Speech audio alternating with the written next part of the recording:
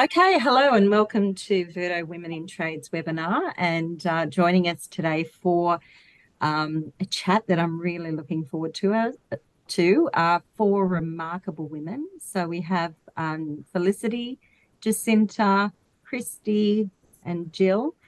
These are all successful tradeswomen who have navigated their own unique career paths, and they're generously sharing their insights with us all today. So I'm really looking forward to chatting with you all. Can we just kick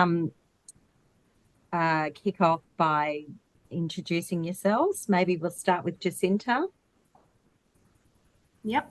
Hey everyone, thanks for jumping on. I'm Jacinta Ferris. I've just completed my electrical apprenticeship in October last year, so I'm in the first year of being a tradie. I did my apprenticeship with AGL Macquarie out at Bayswater Power Station, and now I've moved into an electrical process technician job in the CHPP at Mount Arthur Coal with BHP. Fantastic, thank you. Jill, we might go to you next. Hi guys, I'm Jill. I've been an electrician for coming up to like 7 years now, so been doing it for a while. Yeah. Welcome, thank you. And Kristy. Hey, I'm also an electrician, being qualified now for nearly 2 years, but been in the trade for nearly 7 years, working with Heyday the whole time, thankfully. Fantastic. And Felicity. Oh, you're on mute, Felicity. Sorry, don't mind me. I'm just setting it all on the iPad. Hey guys, I'm Felicity Pettiford. I'm a fully qualified carpenter. I've been a fully qualified carpenter for 6 years now, and I've just turned over to being a fully qualified builder as well. So, Congratulations. Thank you. That's awesome. All right, so what we might do is kick off things with Jacinta. As I know you're at work, Jacinta, and you might have to duck out. We can see that Hopefully you're at work. But let's hope not. So apologies if the radio goes off as well. That's right. We can hear you okay, so that's fine. But again, thanks for joining us. Obviously, we've sort of known each other the last maybe 18 months, and I know that you've faced a lot of challenges throughout your apprenticeship. But of course, it's all been worth it because you're in your dream job now. Finally. Finally. But do you want to tell us what the greatest challenge for you has been, and what your greatest learning from that is? You don't have to go into complete details, but just a snapshot. Yeah, absolutely. So probably the greatest learning from all the challenges that I went through, I'll get into them in a little bit, but yeah, during my time as an apprentice was probably that your success during the apprenticeship all kind of comes down to your mindset. You can have the apprenticeship, you can be passing all of your TAFE and your studies, showing up to work and doing all the things that you're supposed to be doing. But unless you really put in the work and you're enjoying it, you're not going to learn in the same way that other people in that situation will. I went through a couple of months during my second year where I absolutely hated it. I didn't want to be an electrician anymore. I didn't have any interest in it. I was just ready to quit, ready to give up. And that really affected me at work because I didn't get the same exposure and the same experience that some of the other people in my year did. I really didn't want to participate in. Sorry, were there specific factors that contributed to you not enjoying the work anymore, or was it external, internal? Yep. So I went through some pretty serious bullying and harassment during the first kind of couple of years of my apprenticeship. I won't go into the specifics and bore everyone, but it was bad enough that I needed to, get HR involved with it. This kind of affected me in the way that, people on other crews started finding out what had happened, but it was more a boys' club, and they were defending the other person and saying that, I kind of deserved it because I stole other men's jobs and, everything under the sun that could be used to really be horrible to women. Yeah, it's not enough to put anybody off. Jacinta, how did you pull yourself back from that? So went and saw HR, like I got involved in some counselling. But the big thing that really helped me was when the Verdo Facebook group was started. Being able to chat to other females that were going through, similar situations, and kind of being able to have someone to lean back on, being able to chat to people and vent and get all my frustration out really helped. At work, it was a bit different. There was not really much I could do besides try and ignore it. Company did as much as they could, but it eventually ended up fizzling out. But during that time, it was a bit of a shock, and it definitely affected me and a bit of my learning through the apprenticeship. But once I started kind of proving myself, not that I should have had to have proved myself during an apprenticeship, but once I started proving myself to some of the other fellas, they started sticking up for me. They had my back and they realized what was going on. And It's so slowly important, it isn't it, to have people who have your back, right? In that sort of situation. Yeah. Well, you overcame that. You found your passion again, and you got through your apprenticeship, and now you're in your dream job. So would you say it was all worth it? 100% it was worth it. Yeah. Fantastic. Being one of the few women in a male populated field, it can often lead to feelings of isolation. Is that something that you can relate to? Yeah, so during my apprenticeship, we had 5 electrical and instrumentation workshops that we rotated through. And in each one of them, there was only one other female electrician, but in one of the workshops, I was the only female that they'd had. I was definitely a very quiet and very introverted person when I first started, which made it a lot harder for me to be able to kind of mesh and gel in with the other workers. I didn't really feel like I was a part of the team until, I started having confidence in myself. For the first part, I really relied on having the acceptance of all the other workers, all the other guys around me, and the fact that I wasn't involved in the group and getting like a nod of approval of them, I guess. That really kind of threw me. But once I decided that I was good enough to have the apprenticeship and, I deserved to be there as much as everyone else did, my whole mindset and personality changed. And now that the people I work with can't shut me up.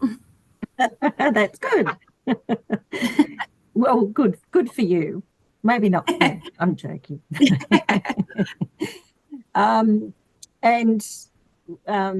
Women in trade can often face bias and stereotypes. Have you ever been underestimated or not taken seriously due to your gender? Yeah, there's been plenty of occasions where I haven't been taken seriously because I'm a girl, and no matter what male-dominated industry you're in, I guess it's definitely prevalent. One of the big things is I'm on the shorter side, so often I'll need steps or ladders to get to the things that the other guys can just reach up to, and even that's enough for comments to start about me being a female and not being able to do my job properly. It used to really affect me, and I'd get pretty upset about it. But now I can just laugh it off and carry on with the job. And a lot of the time, the guys won't realize that they're doing it as well. Sometimes it's them just kind of offering to, help me with the job, or they think they're being helpful by carrying something that's too heavy, or, fixing something covered in grease, and they'll make comments like, oh, no, it's too heavy, let me get it, or I don't want you to get dirty, it's fine. I need to kind of differentiate between if someone's genuinely meaning to be a bit rude, or if they're just trying to help, and that's kind of how they've been brought up as well. Understandable. The way that we've combated that on the crew that I'm on now is we've designated blue and pink jobs. So if it's a job that I know that I can't do by myself, or like I think I'm going to need a hand with, or I don't know what I'm doing, I'll call blue job out over the 2-way. And if I know that I can do it myself and I'm fine with it, don't need a hand, then I'll call the pink job, and that way we can, be very firm in, righto, Jacinta wants a hand, we'll go and help her, and nah, she's all good, just leave her alone, let her do her thing. I don't like that. I don't know if I'm allowed to comment here, but I don't like the pink and blue because they're generally gender colors. And I feel Yeah. like that's saying that it's a girl's job or a boy's job, but really it's a this is new to me. Can someone help job? So it should be like different colors. Just a suggestion. I was sort of thinking the same thing, but if it's working, I think, we can overthink a lot of this stuff. But if it's working in your workplace and, and you're happy with it, I wouldn't need to, I guess, I think it's come down to, pink being my favourite colour, and the guy that I started it with, blue's his favourite colour. So, Yeah. That's enough. Well, there's a reason Colours behind aside, it. it works. Yeah. That's good. Well, thank you, Jacinta. That was really fantastic sharing those That's all right. that information. We might jump on and ask Felicity a couple of questions. So, Felicity, you're a qualified carpenter, and now you've got a builder's license, which for those that don't know the difference between being a carpenter and having a builder's license, do you want to tell us about that? Yeah, of course. So there's a big difference in between a carpenter and a builder. So carpentry is your standard apprenticeship. You go in like electrical or plumbing, whatever it is. But between building, carpentry is so by law, you're only supposed to be doing $20,000 or $50,000 and under. You can't be doing anything above that. That's when you'll need a builder's license. And the reason why I went out to go get my builder's license is one, more qualifications. Two, if I do want to start ramping up my business to on more of the bigger projects, I will need to hold and have a builder's license. Hence the reason why I went out and got it. And also with structures and particular buildings that you enter on, you're actually not allowed to enter sites that have structural work involved or over $50,000 unless you have a builder's license. So it's definitely handy if you're doing a building apprenticeship, carpentry apprenticeship, to go get your builder's license. And also it does bump your pay up as well. Oh, nice. Well, thank you. I didn't know all of that. So that was very informative to find that about. And you actually started your apprenticeship when you were 16 years old, which is quite young, but we're seeing more and more young people now coming through and commencing their apprenticeship. I guess being so young, what were some of the challenges that you faced being a young apprentice in a work site? Yeah, I definitely faced a lot of challenges, but I'm so passionate and open about it now because I think if I can, the same as Jacinta as what she went through, if we can kind of stand here and be open about our stories and what happened to us, then it can kind of spread the awareness of other women who want to step into the industry, regardless what age, to have awareness and keep that conscious about them, that something could go wrong, or if something is about to, or it's happened, to just speak up about it straight away. I did face a lot of harassment and assault and bullying on site myself, and that was purely because they went around saying that I was little, I was a girl, I was too skinny, I wasn't strong enough, played that whole card. And I've definitely put that into my head over the years that it's not about the job necessarily, me not being able to do something because I can't lift heavy things or because I'm too tiny or I distract people or whatever it may be. But it's not the job itself, it's the people you surround yourself with. So if you've got good culture on site, positive workplace, then it's generally going to make your day go a lot quicker and you're actually going to love your job. But if the culture's not good, it's really negative on site, then it does make it really hard for you to want to stay in the apprenticeship because you think it's the job, but it's not the job, it's the people around that you surround yourself with. Yeah, absolutely. That's so true. And I hear that from a lot of people. So that's a really good point that you make there. So when the culture on the site is, sometimes unwelcoming and maybe even a little bit hostile, how have you been? You've mentioned briefly that you may have been in those situations. So how do you handle that? Well, I'm very fortunate and very grateful that I do have a very open and honest family to come back to. Obviously, the culture wasn't good on site, so I really had no one to talk to except for the boss at the time, his wife, and she even stuck up for the boys, saying that my boys wouldn't do that. We've taught them with respect to our clients, and we would never do that to anyone. But it's like, okay, so you're calling me a liar. I'm in this position right now. This is what I'm sincerely going through. Why would I make something so serious up? So I'm very fortunate that I have a very great family to fall back on, and I kept my mouth shut for months purely because I needed the experience on site, but it's not true. I mean, you can get any experience, whether it's work placement, calling up companies and saying, hey, can I work for the weekend, just watching, observing, learning.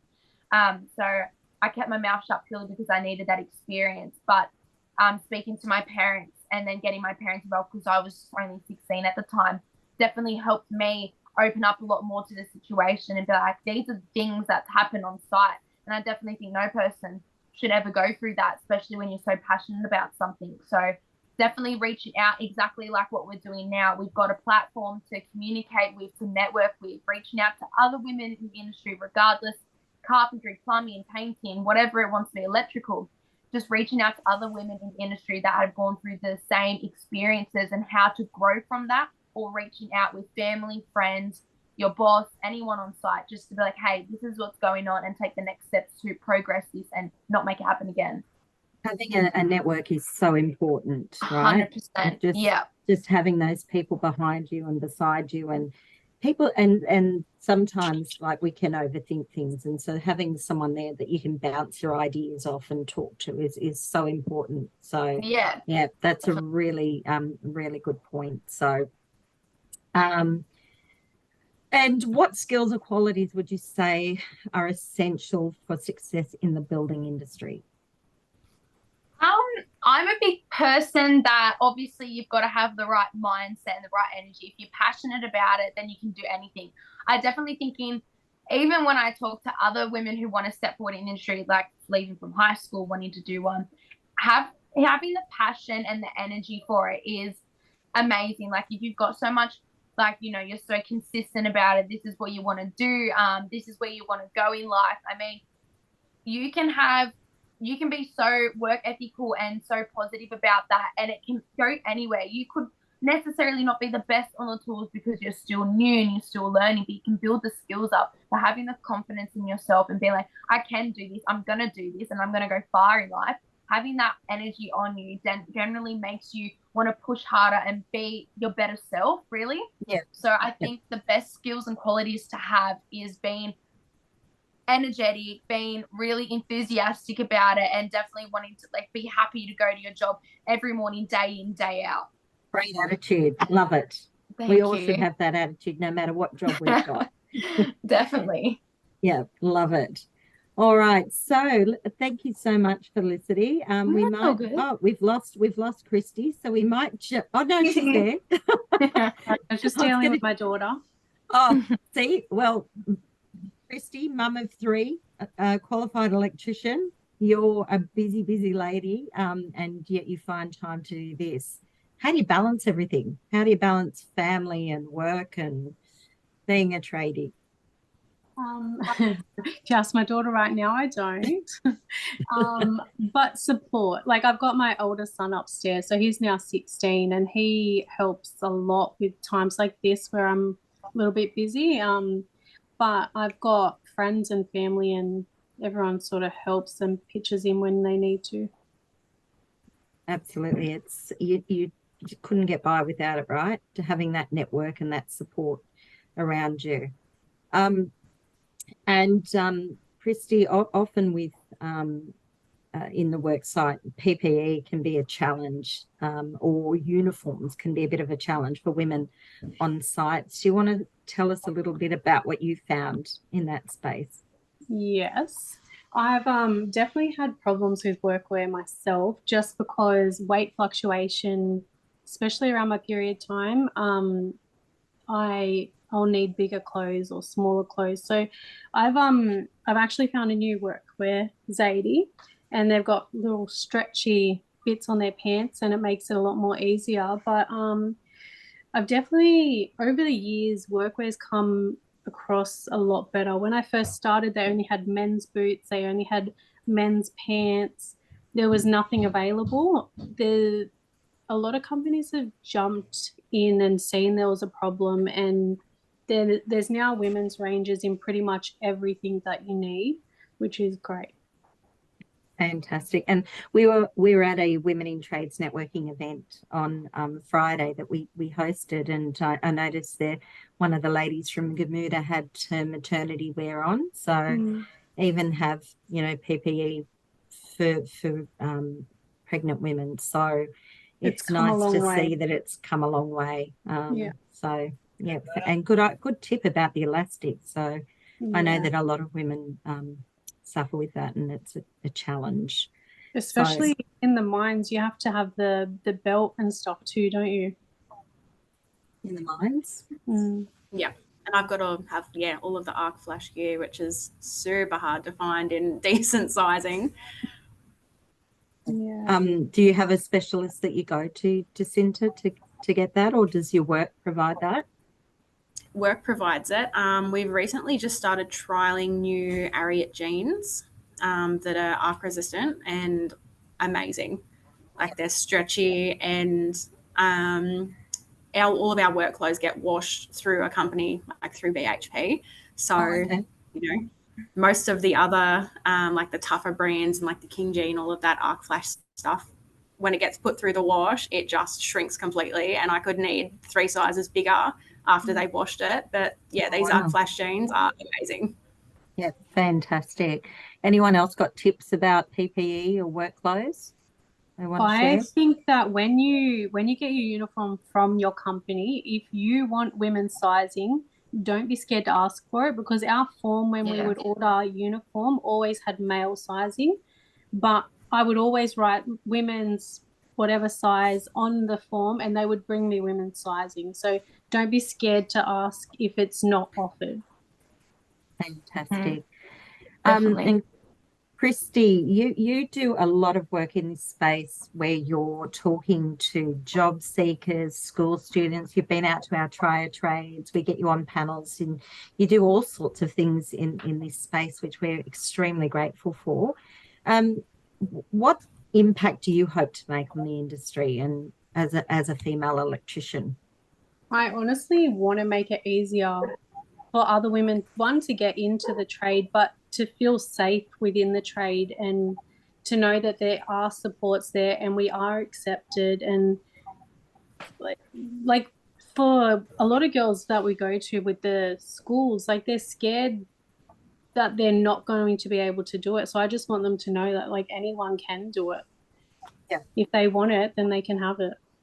Yeah, exactly. Fantastic. And I know that all of the women on today's webinar are all brilliant advocates for women working in trades, and they're all great supporters of women in trades as well. So we're so lucky to have all you ladies here with us. Thank you so much, Kristy. We might just jump on to Jill, who is a qualified electrician as well. We've got a few electricians in with us today. We have spoken quite a lot about the skills or qualities that are essential to success, but from your perspective, what has been your key to success within your industry? I mean, you've been there 7 years, you've been an electrician. What's the key, or what do you see as the key? So Felicity did go over it a bit. I think, about being passionate, and wanting to actually learn and turning up each day, and, despite all the challenges, being surrounded by men all day, just knowing that, you want to get through your apprenticeship and you want to get your license and everything. I think just staying sort of just consistent and putting in the effort. And I think that, in the workplace as well, to have sort of those role models or people that you can look up to, and sort of, building a sort of workplace relationship with people that can teach you. And I think if you just sort of surround yourself with positive people at work, and, you always have a positive attitude, you'll find that a lot more people, are willing and accepting to teach you and show you new things. And I think that's the main thing, just having a good attitude and, sticking up for what you believe in, and not taking really any shit from anyone. You know, you have to Yeah. realize that you've entered a male dominated industry. That's what you've put yourself into. So I realized over the years that I had to get thicker skin and had to stick up for myself. And I think that, you know, I've come a long way. You know, when I first started, you know, I didn't have very thick skin. And as time's gone on, I've realized, you know, what is right and what isn't right. And you sort of have to build that confidence to speak up when, you know, someone may speak to you rudely, and sort of make sure that you never lower yourself down to their standards, and you know, stay true to who you are. And I think yeah, that's a really good point too. It's easy to do, isn't it? To just want to get back at people, and it's yeah, the natural reaction. But you know, rising above that is a great strategy. Also, So on that, you can't take it personally when someone says something to you. It's not even about you. Generally, it's a reflection of something going on with them. yeah, I can agree with definitely. that. And I think by being that assertive within yourself and the way that you hold yourself, that's how you earn respect. Yeah, definitely. I think that I've realized over the years and through growing up and everything, and definitely when I was an apprentice, is that if you just let people walk all over you, they'll consistently walk all over you. And things won't change. So like if you're just biting your tongue and you're not saying anything, or you don't have people to talk to and stuff like that, it'll just consistently happen. And the moment that you actually realize this isn't right, I do have to say something, I'm not going to lower myself down to their standard, but I'm going to stick up for myself and tell them that I don't appreciate it and that it's not nice. And whatever it might be, you'll like no one, since since something clicked and I realized I'm not taking shit from anyone, I haven't had anyone speak to me in the last umpteen years disrespectfully at all. So Was there having a a pivotal voice, moment that you can remember, Jill? Because obviously it took you a while to get to this yeah, point. So initially yeah. you did you find it difficult to find your voice, and then do you remember that pivotal moment? Yeah, so I've done residential work and commercial work and all sorts of stuff. So I worked for a company quite a few years ago, and you know there was times when I'd come home and you know I'd even I called up my sister one day at work and I was bawling my eyes out because I didn't know what to do. Someone was so rude to me and I didn't know how to approach the whole situation. And anyway, I ended up, you know, a couple of things happened during my time working for that company. And after I quit, because I realized I wasn't actually, I still loved the trade, but the people that worked that I worked with were the problems. And it wasn't me, it was them. I was the only girl. I was the only girl that they had ever hired as well.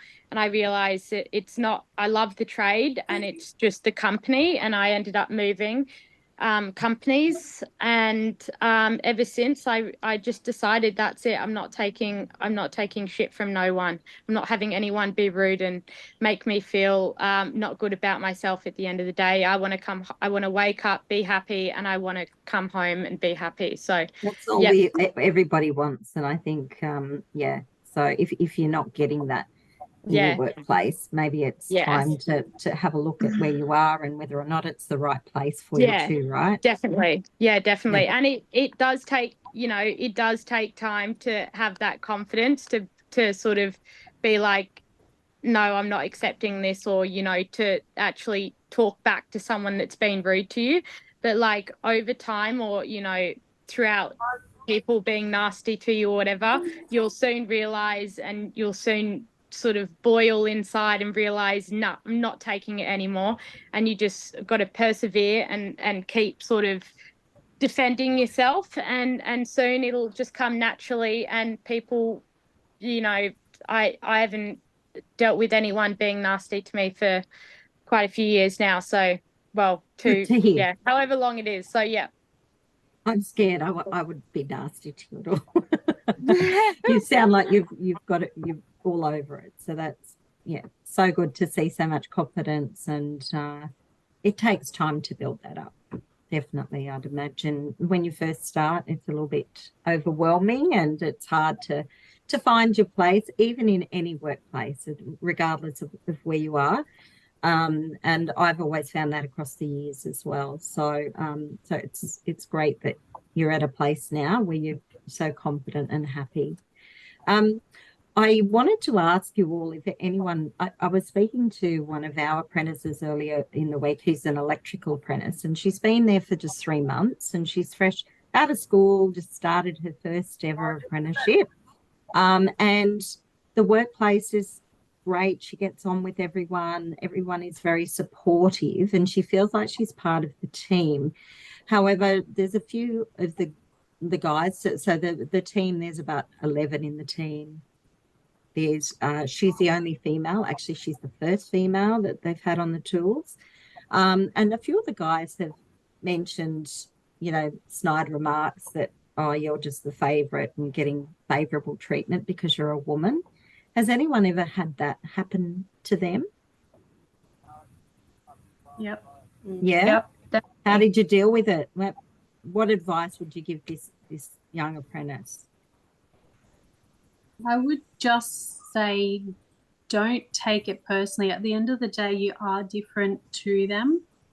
And for me, I took advantage of the fact that they were giving me that special treatment and giving me the better jobs, because I learned a lot more because they were willing to teach me more than the boys. So it might not even be favorable treatment. It might be that they're excited to have someone new on site, someone that they can actually teach and is willing to take it in. Like, it could be as simple as that. So don't take it to heart. And at the end of the day, just learn. You're there to learn, so just learn. It's great advice. Does anyone else want to add to that? Yeah, definitely adding to Kristy's. And I've had multiple businesses and employers and everything say that our focus, and this is no disrespect to the males, but our attention to detail and our focus is a lot stronger than a male's. So a lot of people, generally they are a bit hesitant in hiring a female. However, we are breaking that stigma, which should have been broken years ago, but it's only starting to happen now. And a lot of people, without a second chance, they want to hire a female because it's better attention. They want to learn. They're there to learn, attention to detail. And as Kristy was saying, they're probably doing that because they might want you to go out and be more independent rather than working in little groups, or you can go help the boys. And sometimes the boys get so hyper focused and they want to just go in, get it done, maybe take that person away to then go, okay, trying to complete this, also does bring and build up their skills. So when they do want to go in a group setting, sometimes they're not getting a bit pushed aside because the boys are very get in, get out. It gives them the time to be able to, start taking steps and wanting to contribute towards group settings like that, and want to do their own thing in that setting, if that makes sense. Yeah. It might be a little hard to explain, but sometimes even the boys that I still work with today, I know how to do everything. I'm capable to do it. I'm a fully qualified carpenter. But the boys would want to come in and just get in and get it out, like get it over and done with. And sometimes I'm like, well, hang on a second. So I go and do my own thing, and then I come back and I was like, okay, what about this? Or, so yeah. And definitely as Kristy said, take advantage of it as you can, because some people are going to be like, nope, just go with the group and do your own thing, where they're saying, hey, come over here and we'll actually show you into depth about how to do these things. Take advantage of it while you can, really. Yep. Great. Does anyone want to add? Jill, you're on mute.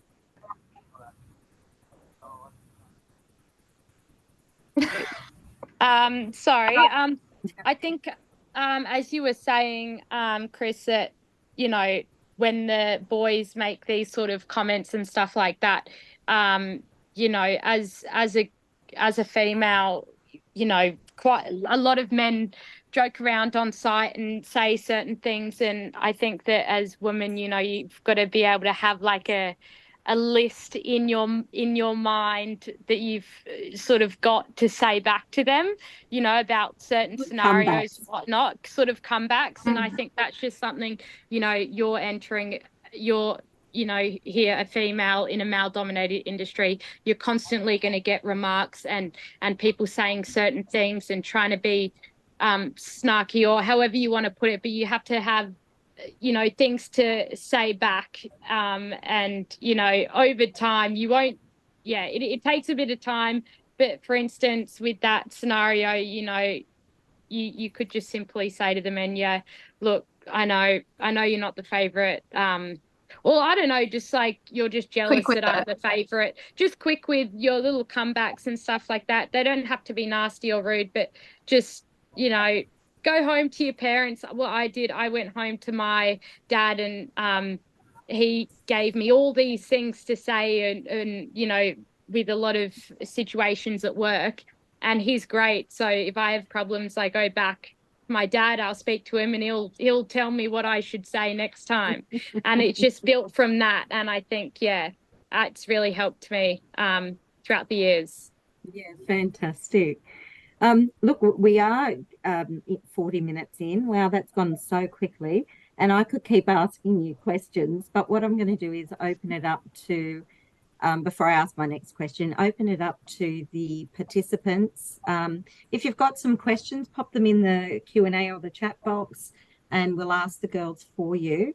And while we're waiting for that to happen, I might just touch on role models. So, Felicity, I know you mentioned earlier the importance of, or was it, I can't remember now. It was one of you, we were talking about role models and the importance of role models. So how important are role models?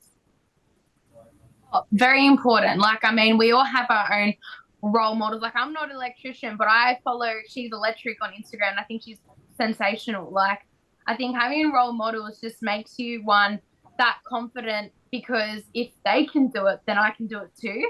And also having that person, you don't necessarily need to look up them, but like, oh my gosh, I'm obsessed with this person. It can just be like, wow, they're absolutely killing it out there. They started from absolutely nothing and worked their way up. And then that gives you the confidence to do the exact same thing. I left high school straight away. People called me a high school dropout, but I worked my way up, and I'm like, look at me now. You know what I mean? Like, it's all about having confidence and just being like, wow, they're amazing. And also, if having the confidence to message them, like, what did you do to take these steps, or what did you do to get you where you are today? And it's practically, this is why we're doing this today. We feed off each other and we climb off each other through successes and build each other up, because that's what we do. We're a community, we're a platform, and we're all here for each other. That's what we do as women in the industry. And role models don't have to be women, right? No, I know that some of you... that. I was actually going to say, it's important to remember that the males are also our role models, because there's not that many females in the industry. We need to remember that we can look up to those men too. Yeah, we have some great supporters, and I know each of you do have. Actually, one of our great supporters actually has a question as well for Jacinta. Has it changed at all that you have seen since the bullying in the workplace for apprentices, and now you are qualified? So have you actually seen a change at all since that bullying happened in your workplace, now that you're qualified yourself? It could possibly be the fact that I have moved companies. After I had completed my capstone and, you know, technically I was qualified, I was still at the same company for a month and a half, and I was still kind of, you know, regarded as an apprentice. I was still put under that label that I'd always been put under, and, you know, it was still the same people that I was copping crap off, and, you know, I had to kind of get over it and accept the fact that not everyone's going to like me. It was very unfortunate that, you know, I did have to go through all of that.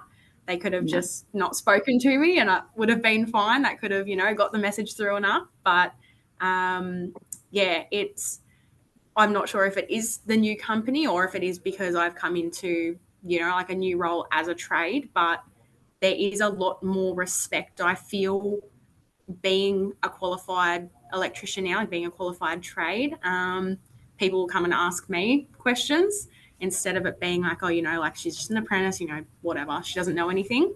So yeah, there has been a big improvement.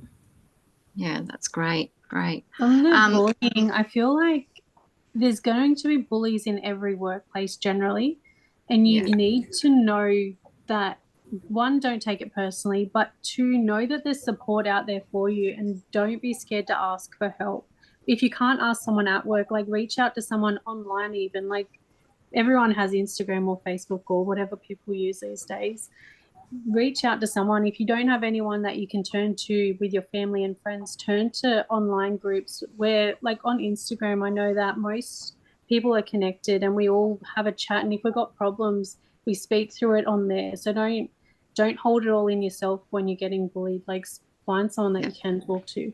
I've got to say, from all the webinars that we've been doing over the time, one of the biggest comments for success is a good support network in whatever way that works for you. You've just got to work out where it is, how to access it. Absolutely. There is another question that we do have here as well. Did anyone struggle with managing their study time? Obviously, going through your apprenticeship and studying to get qualified. Can you recommend any strategies for anyone that's on here, that's in the middle of their apprenticeship at the moment? Well, for me in studying, I chose to study prior. So every morning, your TAFE starts later generally than your work day would. So allocate that spare time that you have on your TAFE day to go over everything that you've learned. I don't know like how everyone else worked it, but that's how I did it. When my kids did their homework, I would do my homework. So for me, that worked for me. But does anyone else have anybody anything? else as well? That's awesome, Kristy. Really good feedback on that. Yeah, I think just making sure, even like once you've finished your class, like, you know, going over a few things with the teacher. If you didn't fully understand it during the class and you didn't want to ask a question or something like that, ask after. But most of all the teachers are very, you know, helpful, and you can send them an email, or even I found that whilst everything was fresh in my head, once I got back from TAFE, I'd look over the notes for, you know, half an hour or so. And then, yeah, just make sure you study before the exam and don't leave it till the last minute, and know when your exams are as well, because then you can actually make sure what the exams are about. And then if you don't understand something, you can actually ask the teachers well before, instead of like the night before the exam or something like that. So, yeah. Yeah. That's awesome. Good. I was very fortunate that I didn't have to. Obviously, the electrical apprenticeship is very difficult. Like my brother's doing his electrical apprenticeship as well, and he goes, "It is really hard." So hats off to all you ladies for completing your apprenticeship. That's a challenge. But look, I was very fortunate. Carpentry apprenticeship, it's all through TAFE. So obviously, you have one day off a week or do block units to go in and do your TAFE work. There wasn't as much studying because you do it all there with the teacher, and then you'll do your assessments there and then. However, my builder's license was really, really hard, and I ended up taking a break from it because of how stressed I was and how many hours I was working on site. The builders, you don't have a TAFE date. Everything is online, or you go in on weekends or an afternoon, and trying to juggle your online assessments and all my theory was online, and I had to go in and do my practice. It was really hard. So I took a break from that. However, once I started getting the use of the juggle, like juggling both of them, work and studying, I really did pick up a rhythm, and I also did pick up what's that called? Like I don't know what that's gone straight from my head, but like I picked up that organization and how to be able to juggle both. And once I got that, it was amazing. I reached out to teachers, emailed them about particular questions, online tutorials, online classes. Having stuff like that, resources like that is really important too. And just studying, like if you love it, study.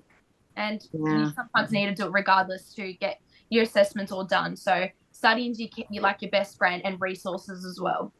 I was not a good studier. I really hated to do all that. And I was in the era before smartphones. Yes. that existed. Yeah. I still pull out a good book every now and then. I've got heaps of building books, and they're the Oh best. my God. Old school. Pull a But I book tell out and I'm you, like, having it written down, and I would get there half an hour before class and I'd read over what it was before just so it was in here. But I must say that actually is something that I do moving forward as well. These are all really fantastic tips, girls. We do have some more questions as well. Did you girls face a lot of rejection when trying to find an employer to take you on as an apprentice because you were a girl? for sure. I can jump into that. No, like I was really fortunate. I came into the trade through HVTC where I was doing a traineeship in construction. So I actually got offered that position, but they needed to fill spots. So when I jumped into that, I got put with Heyday doing electrical work. And then because I was already doing the traineeship, they then organized my apprenticeship with Nika. So I was actually really fortunate and everything just fell into place. Wow. They wouldn't have taken you on, Kristy, if you didn't prove yourself in that traineeship you did too. So that's good. I actually tried going for a job agency because there wasn't a lot going back to like 6 years ago, and also we didn't have like, I didn't reach out or didn't know a lot of you know, Verto or women in trades institutions to help me reach out to a job. So I generally did everything on my own, and it shouldn't matter, but because I was 14, 15, putting my name out there, getting on like work placements, experiences and everything, just to have that experience up my sleeve. I did get a lot of knockbacks because of how young I was. I didn't have a license, and because like I've filled myself in being a woman now, and I've grown up a little bit. I've definitely filled my shoes. I filled up my shoes, but before I was very, very, very skinny, and it was probably really unhealthily skinny considering what I went through with my past and whatnot. But yeah, a lot of people would say like you could snap doing the things that you want to do and everything. So definitely got a lot of knockbacks, and being how young I was too, not experienced, unlicensed. But I mean, that shouldn't be an issue whatsoever. And if they do say that to you, a license might be a problem because generally you do drive around the sites where you might be lucky, like some of the girls where you stay on one site all the time and just shift around on that. However, I'm constantly changing sites, so that might be an issue. But if you live near someone, you can hop in the car with them, that can help you, or your parents can drop you off to and from site, whatever your circumstances are. But yeah, that was an issue. But if they do, however, say, no, you're too tiny or you're too young, no.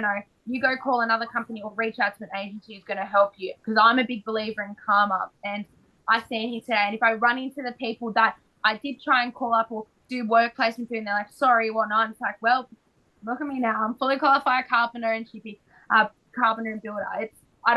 You don't want to boast steam of yourself, but you want to be proud of what you've come and how far you've come along and everything. So it's definitely like, it's really your loss, mate. So yeah, you want to be proud of your achievements for sure. 100%. So everyone who me back, it's like, look at me, so it's your loss, sorry mate. And then they chase you up. So once you get your experiences, it's like you feel so powerful, as all these beautiful women have said on this panel tonight. Once you're there and you've got your certificate and you're qualified, you are on planet 9. It's like I went through all the heartache, the crap, and you just feel like you're on planet 9 because you've come so bloody far in your apprenticeship, all the challenges you've faced or might not have faced. It's the best feeling in the world. It's like getting your driver's license or when you're in primary school, your pen license. It's like, yes. So it's definitely a great feeling to have. Awesome. We do have another one here. Has anyone struggled with speed? I feel like I work a lot slower than the guys, even if I am trying to be quicker. Get good before you get quick. I think do it properly. Yeah, do it experience and then get good and get quick. Yeah, practice. This is definitely one thing when I work with like quite a few apprentices. I think that there's always, like, as they say, there's a method to the madness, and I think that you've got to like not sort of go 3 steps ahead of yourself, you know, like make sure that you're doing everything and that there's a process, and you know that you're not going back and forth for things, and and especially when it comes to fitting off and terminating or like all sorts of stuff. Like you got to make sure that you know a good process, because if you've got a good process, then you'll be as quick as the guys. And quite a lot of the apprentices that I work with, I'm trying to show them like the process and like how they can be quicker at what they do, and like sort of challenge them, but as well, you know, making sure that you do it right as well. So it just comes with time and practice, really. Like, so yeah. Don't be too hard on yourself. Yeah, absolutely. Better off to do it right the first time.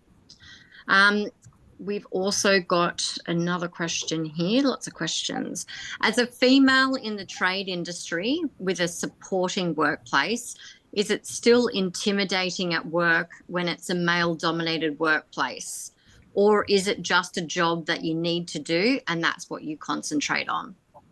So again, another male supporter we have here. I feel like it's intimidating to begin with, but once you've been there, but I feel like any job's intimidating. So once you've been somewhere for a bit, then you get confident within that workplace. I don't think it's about being a girl or not. You just, anything new is intimidating. Absolutely. Yeah. Even sometimes coming on to do these webinars can be intimidating at the best of times. It's always scary and stumble your words at the start, and then you're like, okay, this isn't that bad. You've got to get a flow. It's all about a flow. Look, we do have one last question. It's a TAFE-based question. I think we've kind of answered a little bit of it a bit. If you did work-based TAFE, were you do TAFE at home and don't go in? Okay, so like online. How did you find and connect to others in your course? So, yeah, I suppose if you're doing it online, did anyone actually do that? I think, Felicity, you mentioned you did. So how did you connect with others? Yeah. So I done mine with Construction Training Institution, and that was because COVID was happening as well, and TAFE wasn't making like us available to getting our apprenticeship done quicker or what in some regard. So I went to Construction Training. I picked Construction Training Institution. I definitely felt like it would have been the exact same as TAFE. Like you still, regardless, you have to still go into the institution to do your practicals. Yes, you might do your theory online. And when you go in, you only go in once every third week or whatnot, however the program goes. But you still have people that go in to do the practicals as well. So you still definitely do communicate and connect with people there. And I definitely been when I was in TAFE, I did get like Snapchats and messages and all that. So if we were having troubles with anything, or hey, do you want to work on the weekend or whatnot, we can still connect that way. So I definitely don't think it's different to going into TAFE weekly or block units to going online and only seeing that person here and there. It's still the exact same. You're just not seeing them regularly. Yeah, amazing. Sometimes the workplace, sorry, I was just going to say, sometimes the training is just done on the work site. So the trainer comes to the work site. Yeah. So they might not have that connection. So maybe even connecting with the trainer to see if they can connect you with some of the other students might even help in that situation as well. Yeah. Sorry, we need to probably wind up. We might just wrap it up and leave it there. Thanks everyone for your attendance and participation this evening. I hope that we've managed to answer all your questions, and a massive, huge thank you to Jacinta. I know that you are pretty much still on the clock at work, so you probably do need to head off soon. Jill, Felicity and Kristy, thank you ladies so much for joining us. There'll be so many women who will benefit from this discussion, so thank you. You are all such an inspiration to many women like that are starting in the trades and those who are completing and coming up to the next chapter in their career. As mentioned, the recording of this webinar will be available on the Virto Women in Trades website and Facebook page for future reference, as well as we will email to all attendees as well. If you have any feedback on the webinar or any topics that you might like us to cover in the future, please let us know. That'd be great. Have a lovely evening, and we look forward to you joining us for our next webinar on the 21st of May. actually. Challenging myths and stereotypes, gender bias in apprenticeships, where we'll be talking to 4 employers of apprentices. So that will be really fantastic and very insightful, really breaking down these myths and stereotypes a little bit further. So thanks so much, ladies, and have a fantastic evening, everybody. Thank you all. Thank you. you. Guys. All right. Take care. Bye. Bye. Bye.